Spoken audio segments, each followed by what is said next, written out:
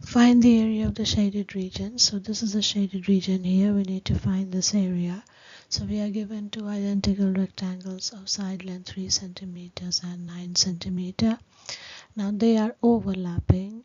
So where do we start? So I would start with the sides of the overlapped region. So if you look at these sides, this is like a parallelogram, isn't it? Obviously, these two sides are equal and parallel, and so are these two sides.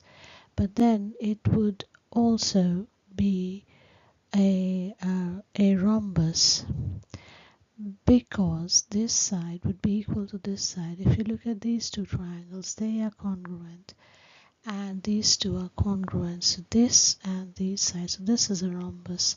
So I would start with taking them as x. And when I do that, you see, the next thing I would do is, draw this diagonal. So you see, this diagonal is the diagonal for both the rectangles, and the diagonal would divide the shaded region into two equal parts. And we can find the area of this part given the sides of the rectangle.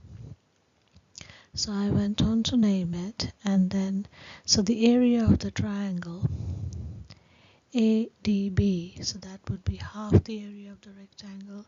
So that would be half times 3 times 9, that is 27 out of 2 centimeters square. So we have the area of this entire triangle. The problem is we need to find this bit, because then we can subtract it and then we can have the shaded part. So then you see, dB is 9 centimeters, this whole thing dB, and then dC would be 9 minus x, and you would have AD as equal to 3. And then what happens is we can find x. We need to equate this using Pythagoras theorem. So we see that x is 5. So if x is 5, then dc would be equal to 4 centimeters, 9 minus 5. So we find the area of the triangle, and that is 6.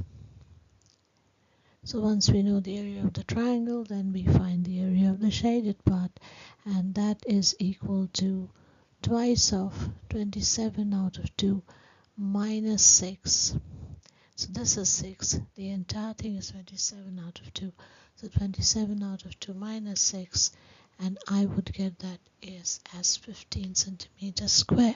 So that's the area of the shaded part.